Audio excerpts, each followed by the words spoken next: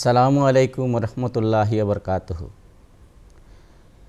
আমরা শুরুতেই শিলচর দূরদর্শন কেন্দ্রকে অশেষ ধন্যবাদ জানাচ্ছি। রমজানের মাসে রমজানের তাৎপর্য নিয়ে আলোচনা করার জন্য আমাদের ডেকেছেন এবং এটা শুধুমাত্র মুসলমানদের জন্য নয়, বিশ্বের প্রত্যেকটি নরনারীর জন্য একটি শুভ সংকেত, শুভ ইঙ্গিত এবং শুভ উপদেশ নিয়ে এসেছে। তো আজকে আমরা রমজানের তাৎপর্য নিয়ে আলোচনা করার চেষ্টা করব এবং সেজন্য আমাদের কাছে দুজন আলোচক রয়েছেন। আমি তাদেরকে পরিচয় করে দিচ্ছি শুরুতে। তারা হলেন হাইলাকান্দি এসএস কলেজের দর্শন বিভাগের প্রধান জনাব হিলাল উদ্দিন লস্কর সাহেব আছেন আমাদের সঙ্গে, এবং আমাদের সঙ্গে আছেন বদরপুর লতিফিয়া দারুল কিরাত সমিতি প্রধান কেন্দ্রের প্রধান কারি আজিজুল হক। আমরা দুজনের সাথে নিয়ে আজকের এই আলোচনাটা শুরু করব।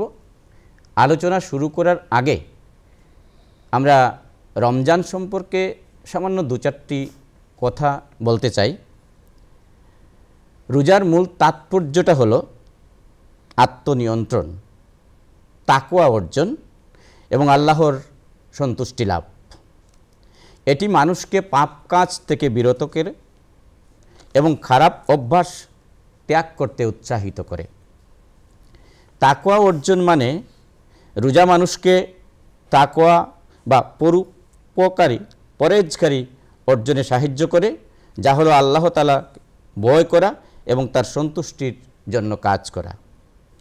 আত্মনিয়ন্ত্রণ মানে রোজা মানুষকে তার শারীরিক চাহিদা ও কামনা বাসনা নিয়ন্ত্রণ করতে শেখায়। আল্লাহর সন্তুষ্টি মানে রোজা রাখার মাধ্যমে মানুষ আল্লাহর সন্তুষ্টি অর্জন করতে পারে। পাপ থেকে দূরে থাকা, রোজা মানুষকে পাপ কাজ থেকে দূরে থাকতে উৎসাহিত করে। সিয়াম সাধনার অর্থ হলো সুবে সাদিক থেকে সূর্যাস্ত পর্যন্ত সকল ধরনের পানাহার, পাপাচার এবং খারাপ কাজ থেকে নিজেকে বিরত রাখা। মানব জাতির জন্য হেদায়ত, রমজান মাস হলো সেই মাস যেখানে কুরআন নাজিল হয়েছিল, যা মানব জাতির জন্য হেদায়ত এবং হেদায়তের সুস্পষ্ট প্রমাণ। তো এ ধরনের একটি মাস আমরা পেয়েছি, তাই আমরা সত্যিকারে গর্বিত। তো এই মাসের তাৎপর্য নিয়ে আমাদের সঙ্গে বিজ্ঞ দুজন মানুষ আছেন, আমরা তাদের সঙ্গে এই বিষয়ে আলোচনা করতে যাব। তো আমি শুরুতেই আমাদের সঙ্গে আছে আজিজুল হক। আমি ওনার কাছে জানতে চাইব যে রমজানের সাথে কুরআনের যে একটা সম্পর্ক আছে এবং এই মাস রমজান মাস আমরা কিভাবে পেয়েছি, তার একটা ইতিবৃত্ত, তার একটা ইতিহাস আমরা জানতে চাই এবং এই বিষয়টা আমাদের দর্শকের কাছে তুলে ধরলে আমরা উপকৃত হব। ধন্যবাদ আপনাকে। রমজান একটি পবিত্র মাস। আপনি অত্যন্ত সুন্দর বলেছেন কয়েকটা কথা। বিভিন্ন কারণে রমজানের তাৎপর্য রয়েছে এবং রমজানের গুরুত্ব আছে। পবিত্র কুরআনে আল্লাহ পাক বলেন, শাহরু রমাদান আল্লাযী উনজিলা ফীহিল কুরআন হুদাল লিন-নাসি ওয়া বায়্যিনাতিম মিনাল হুদা ওয়াল ফুরকান। মানে কুরআন শরীফ পবিত্র রমজান মাসেই অবতীর্ণ হয়েছে, যেটা মানুষকে সুস্পষ্ট পথ নির্দেশ করে এবং ন্যায় অন্যায়কে পার্থক্য করে দেখিয়ে দেয়। তো এই যে কুরআনের সঙ্গে রমজানের এবং রমজানের সঙ্গে কুরআনের যথেষ্ট সম্পর্ক রয়েছে।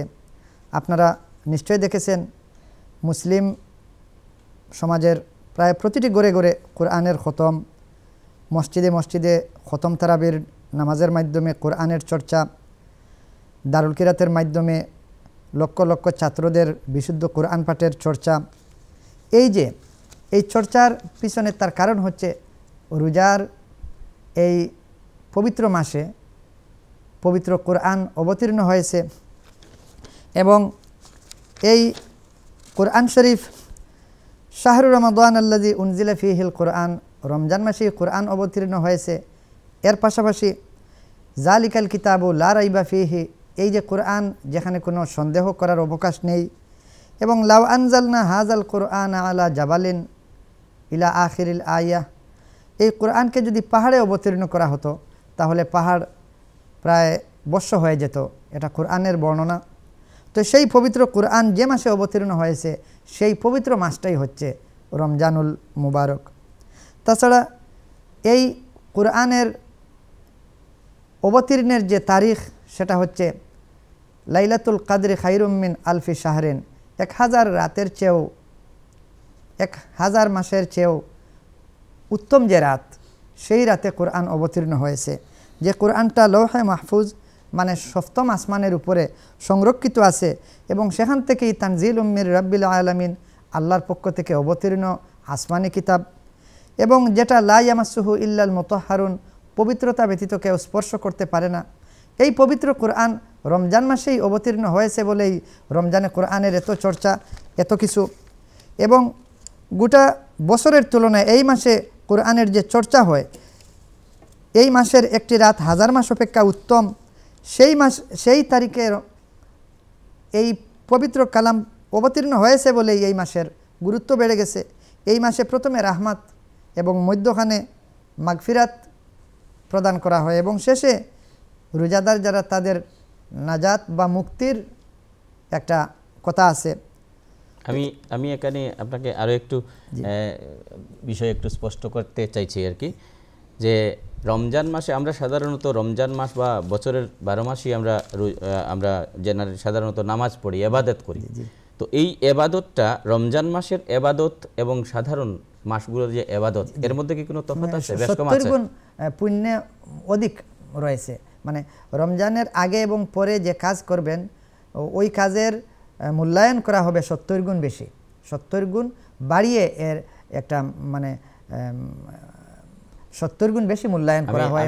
সওয়াব যেটা কেবল আমি বিষয়টাকে আরো স্পষ্ট করছি। ধরুন আমরা সাধারণ কোনো মাসে নফল নামাজ পড়ি আর রমজান মাসে নফল নামাজ পড়ি, এই দুটি নামাজের মধ্যে কি কোনো তফাৎ আছে? রমজান মাসে নফল নামাজের অধিক সওয়াব আছে, অধিক সওয়াব আছে। সাধারণ মাসে যে আমরা ফরজ নামাজ পড়ি এবং রমজান মাসে যদি একটি ফরজ নামাজ আমরা পড়ি, এর কি কোনো তফাৎ আছে? অবশ্যই তফাৎ আছে।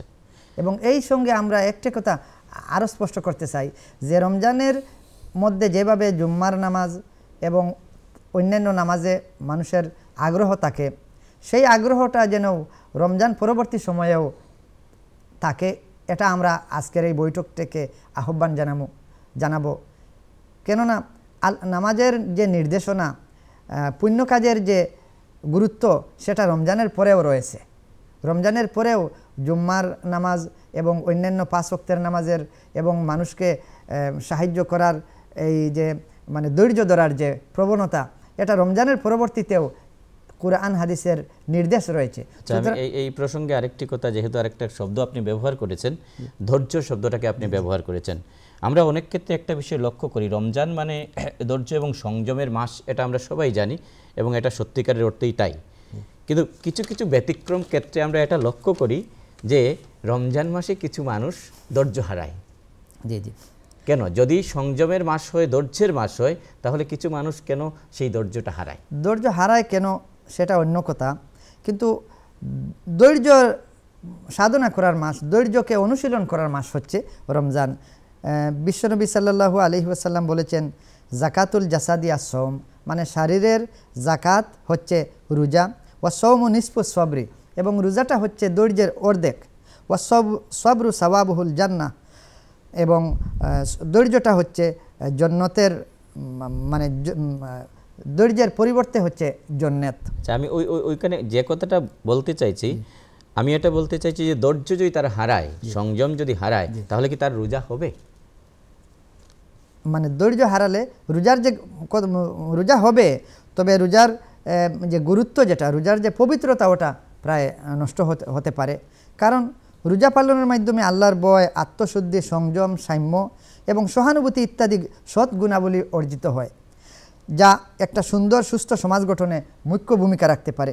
রোজার মধ্য দিয়ে ধূমপান, চা, কফির মতো উত্তেজক সামগ্রী অধিক মাত্রায় সেবন করা থেকে বিরত থাকার শিক্ষা নেওয়া যায়। ধন্যবাদ। জি। তো আমি রোজা মানে ক্ষুধার্ত অভাবী মানুষের জীবন উপলব্ধি করা, রোজা মানে অসহায় দরিদ্র মানুষের কষ্ট অনুধাবন করার একটা মাস। ধন্যবাদ। তো এখন আমি হিলাল স্যারের কাছে জানতে চাইব, সুস্থ সমাজ গঠনে রমজানের কি ভূমিকা আছে, বা রমজানের রোজা মাস বা রমজান মাসের যে ভূমিকা সুস্থ সমাজ গঠনে, এ ব্যাপারে আপনার দৃষ্টি আকর্ষণ। ধন্যবাদ আপনাকে। আমিও শুরুতেই শিলচর দূরদর্শন কেন্দ্রকে অসংখ্য ধন্যবাদ। তারা এই পবিত্র মাসে এ ধরনের একটা আলোচনার আয়োজন করেছেন, যেখানে আমাকেও আমন্ত্রণ জানানো হয়েছে। আপনি অত্যন্ত মূল্যবান একটা প্রশ্ন করেছেন। তার আগে আমি একটা কথা বলতে চাই যে যেহেতু রমজান একটা ধর্মীয় অনুষ্ঠান, তো ধর্মকে আমরা একটা বিশ্বাসী মানুষ হিসেবে তার ভিতর থেকে একভাবে দেখি, এবং তার বাইরে গিয়ে নিরপেক্ষ দৃষ্টিতেও আমি রোজার মতো একটা ধর্মীয় অনুষ্ঠান বা ঘটনাকে আমি বিশ্লেষণ করতে পারি। তো আমি পেশাগতভাবে দর্শনের একজন শিক্ষক, সেই হিসাবে আপাতত আমি বিশ্বাসের বাইরে গিয়ে কিছু কথা প্রথমে বলতে চাই। পৃথিবীর প্রতিটি ধর্মের মধ্যে যাকে আমরা রোজা বা উপবাস বলি, সেই অনুষ্ঠানের প্রচলন রয়েছে, কিন্তু ইসলামের সেই রোজা বা উপবাস তার একটা স্বতন্ত্র অবস্থান রয়েছে। সূর্যোদয় থেকে সূর্যাস্ত পর্যন্ত সম্পূর্ণ ধরনের পানাহার বন্ধ করে আমরা এই রোজা পালন করে থাকি। এবং একটা কথা খুবই পরিষ্কার যে অন্যান্য ধর্মের মধ্যে আমরা যেমন দেখি নানা ধরনের অনুষ্ঠান রয়েছে, সেই অনুষ্ঠানগুলো অনুষ্ঠানের জন্যই করা হয়, কিন্তু ইসলাম ধর্মাবলম্বী মানুষ তার প্রতিটি কাজই হবে আল্লাহর সন্তুষ্টির জন্য। তো আল্লাহর নির্দেশে বিশ্বাসী মুসলমানরা দীর্ঘ 1 মাস ধরে একটানা সূর্যোদয় থেকে সূর্যাস্ত পর্যন্ত একদিকে পানাহার বন্ধ রাখেন, অন্যদিকে যত মন্দ কাজ আছে সবগুলো থেকে নিজেকে তারা বিরত রাখেন। তো রমজান শব্দটার যে অভিধানিক অর্থ, সেটা হচ্ছে জ্বালিয়ে দেওয়া, পুড়িয়ে দেওয়া। তো সেটাকে নানাভাবে তার নানা ব্যঞ্জনা রয়েছে। যেমন আমরা আমার বাড়িতে সব ধরনের সম্পদ আছে, খাওয়ার সামগ্রী রয়েছে, আমি চাইলে গড়ের মধ্যেই আমি খেয়ে নিতে পারি, সমাজের কেউ দেখবে না, তারপরেও কিন্তু আমি খাচ্ছি না। তো একমাত্র রমজান হচ্ছে সেই ধরনের একটা অনুষ্ঠান যেটা মুসলিমরা ঈশ্বরের নির্দেশ পালনে বা তার সন্তুষ্টির জন্য করে থাকে। সুতরাং সমস্ত মাস ধরে তার যে মনস্তাত্ত্বিক একজন বিশ্বাসী মুসলমানের অবস্থান, সে তার সামনে খাওয়ার থেকেও খাচ্ছে না। এই যে ক্ষুধার্ত হয়ে সমস্ত দিন থাকা এবং ঈশ্বরের সন্তুষ্টির জন্য থাকা, এর ফলে তার যে মানসিক অবস্থার সৃষ্টি হয়, একদিকে মৌলানা সাহেব বলেছেন, এতে আমরা অনেকেই বলে থাকি দারিদ্র্যের কথা, গরিব অসহায় মানুষের কথা, কিন্তু আসলে ক্ষুধার্ত থাকলে যে অভিজ্ঞতা, সেই অভিজ্ঞতা অনেক মানুষের থাকে না যাদের সম্পদ সম্বল আছে। কিন্তু এই রমজান মাসে সেই অভিজ্ঞতাটা হয় যে গরিব মানুষ কীভাবে না খেয়ে জীবনধারণ করে, সেই উপলব্ধিটা হয়। দ্বিতীয় যে কথাটা হচ্ছে, সেটা আমি বলবো, আসলে ইসলাম নিয়ে নানা ধরনের ভুল ব্যাখ্যা করা হয়, কিন্তু বাস্তবে আমরা কি দেখি যে ইসলাম ধর্মের মধ্যে আমরা দেখি কোনো ধরনের জাতপাত শ্রেণী বিভাজন নেই। মুসলিমরা বিশ্বাস করে সবাই একই আল্লাহর সৃষ্টি, এবং মানুষের মধ্যে সেই ব্যক্তি শ্রেষ্ঠ যে আল্লাহ ভীরু, যে আল্লাহকে অধিকতর মানে ভালো কাজ করে, সেই হচ্ছে উত্তম ব্যক্তি। এখানে জাতের, বংশের, গোষ্ঠীর, সাদা কালো এগুলো কোনো বিভাজন নেই। কথাটা এই কারণে বললাম, এটা শুধু মুখের থেকে দাবি করলে হবে না যে আমরা সবাই সমান। তার জন্য ইসলামের অনুষ্ঠানের মধ্যেই সেই ব্যবস্থা রয়েছে। যেমন ইতিমধ্যে আমি উল্লেখ করলাম, রমজান মাসে তুমি যত বড় সম্পদের অধিকারী হও না কেন, তোমাকে না খেয়ে সেই দরিদ্র মানুষের ক্ষুধার্ত থাকার যে অভিজ্ঞতা, সেটাকে তোমাকে অর্জন করতে হবে।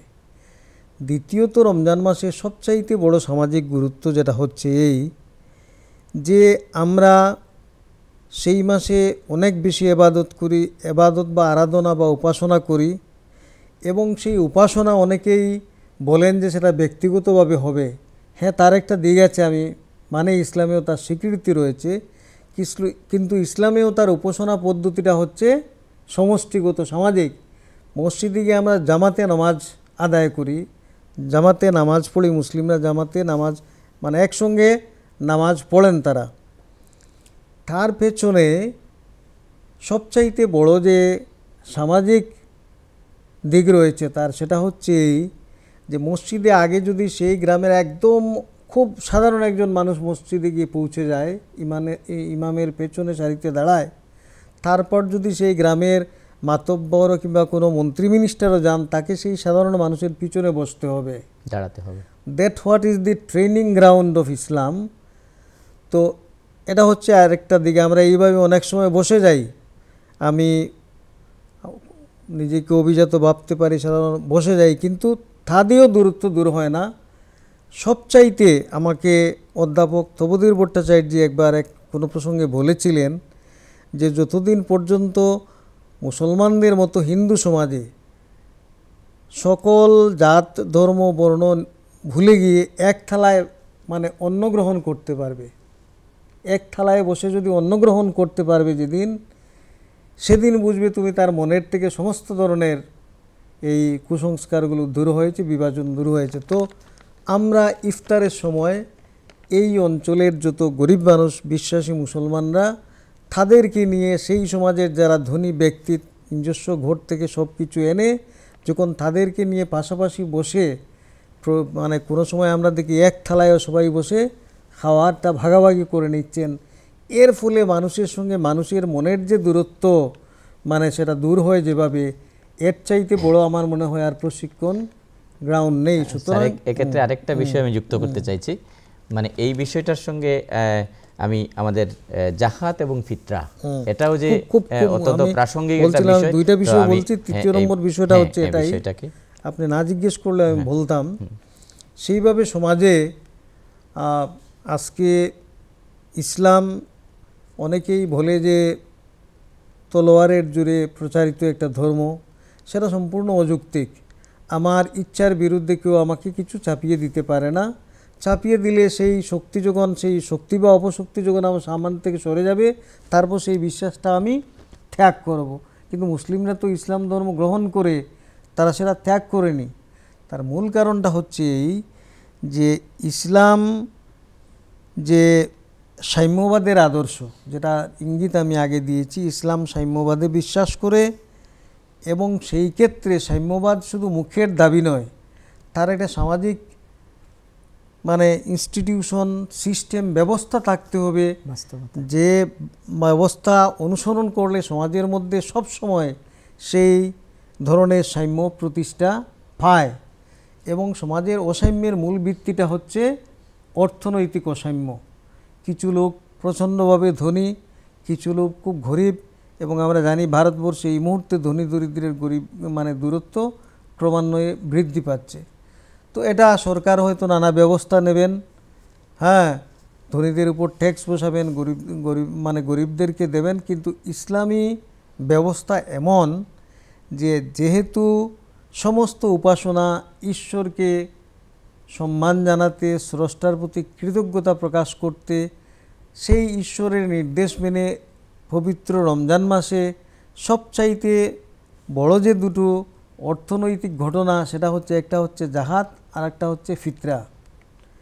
তো জাকাত এবং ফিতরা কিভাবে দিতে হয় তার ইসলামী বিধান রয়েছে, এবং মানুষ স্বেচ্ছায়, সংক্ষেপে জাকাত হচ্ছে আয়ের সমস্ত আমার প্রয়োজন মেটানোর পর অবশিষ্ট যে আয় তার 2.5% আমি স্বেচ্ছায় ঈশ্বরকে খুশি করার জন্য গরিব মানুষদেরকে আমাকে বিতরণ করতেই হবে। আমার ইসলামের যে মূল 5টি স্তম্ভ রয়েছে বিশ্বাসের, তার মধ্যে এটা হচ্ছে একটা, কলিমা বা বিশ্বাস বা ঈমান, নামাজ, রোজার কথা আমরা আলোচনা করছি, হজ্জ এবং সবশেষে জাকাত। এই জাকাত ব্যবস্থা যদি চালু হয়ে যায় সম্পূর্ণভাবে, তাহলে মুসলিম সমাজে বা যদি এটাকে আরও বড় করে আমরা মানব সমাজের কথা বলি, স্বেচ্ছায় ধনী লোক তাদের আয়ের যদি 2.5% গরিবদেরকে দিয়ে দেয় ঈশ্বরকে সন্তুষ্টি করার জন্যই হোক, নৈতিক দায়িত্ববোধ থেকেই হোক, তাহলে কি হবে? সরকারের কোনো আইনের প্রয়োজন নেই, সরকারের কোনো মানে ধরপাকড়ের কোনো প্রয়োজন নেই। আমাদের সমাজের যারা গরিব তারা সেই দারিদ্র্য সীমা থেকে উপরে আসবে। এবং একটা কথা আমি বলছি যে সমাজের বিবর্তনের যে ইতিহাস, দারিদ্র্য বলে নির্দিষ্ট কোনো শ্রেণী, গোষ্ঠী বা অঞ্চল নেই, সেটা একটা সবসময় একটা প্রক্রিয়া। কিছু লোক হয়তো এই প্রজন্মে আমি খুব একটা ভালো অবস্থায় আছি, আমার পরবর্তী প্রজন্ম কোনো কারণে সে দরিদ্র হয়ে যেতে পারে। সুতরাং সবসময় সমাজে এই প্রক্রিয়াটা থাকবে। যারা স্বচ্ছ সবল তারা স্বেচ্ছায় ঈশ্বরকে তুষ্ট করতে গরিব মানুষদেরকে তারা এসে স্বেচ্ছায় সাহায্য করবে এবং এতে সেই অর্থনৈতিক বৈষম্য যেমন দূরীভূত হয়, তেমনি সমাজের মধ্যে এমন একটা সদ্ভাব সৃষ্টি হয়, ধনী এবং দরিদ্রের মধ্যে হ্যাভ এবং হ্যাভ নট যে মার্ক্সীয় দৃষ্টিকোণ থেকে, এবং তার মধ্যে যে হিংসা বিদ্বেষ যেটা সৃষ্টি হয়, ইসলামে তার সুযোগ কিন্তু দেওয়া হয়নি।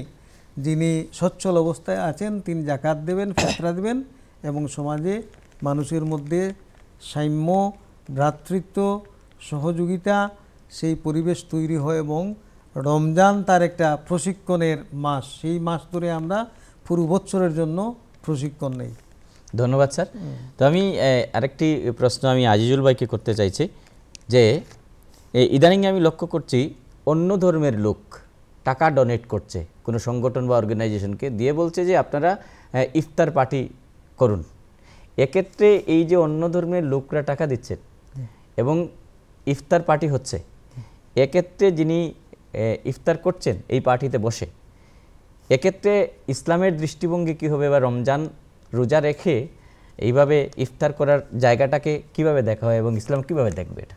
ইফতার মানে রোজা শেষ করার, রোজা ভঙ্গ করার একটা প্রক্রিয়া।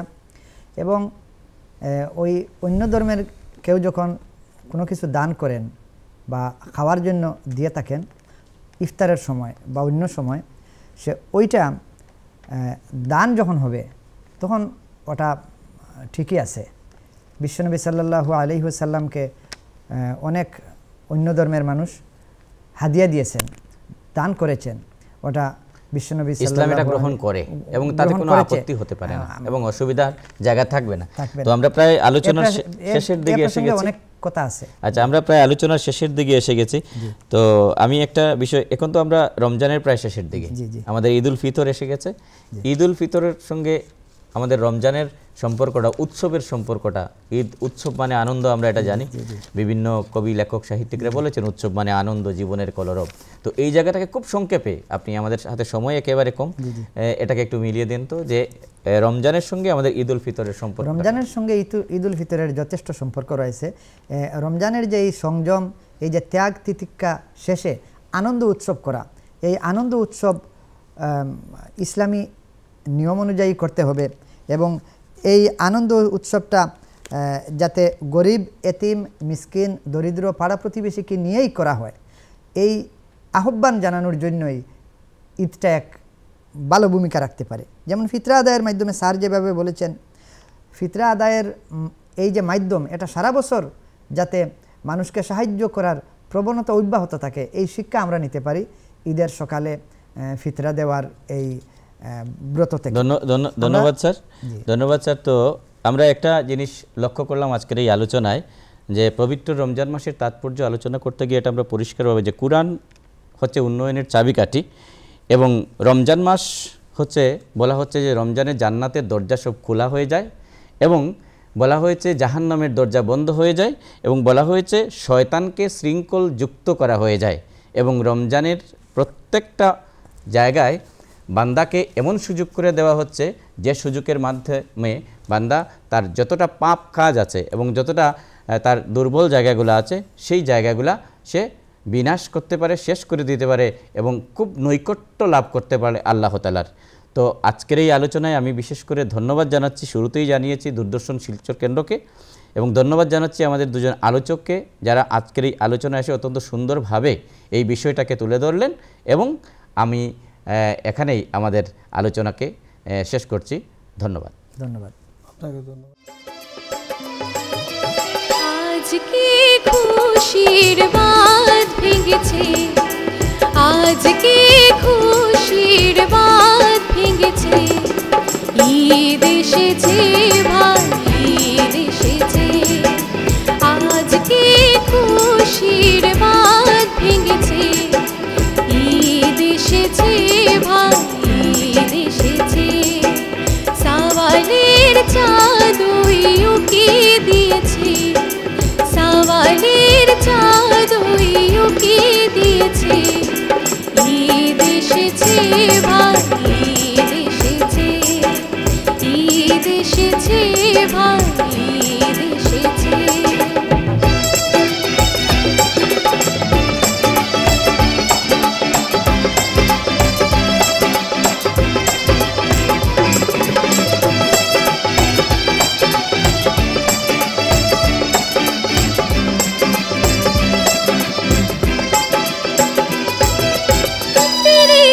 দিনের পবিত্র রমজান হয়েছে আজ শেষ, তাই তো শিশু বৃদ্ধ যুবক ধরেছে নতুন বেশ।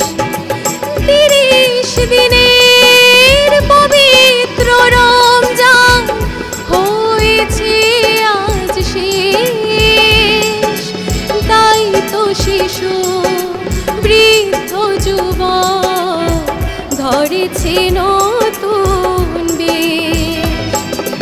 বাদশা ফকির খুশিতে মেতেছে, বাদশা ফকির খুশিতে মেতেছে, ঈদ এসেছে ভাই, ঈদ এসেছে, ঈদ এসেছে ভাই, ঈদ এসেছে।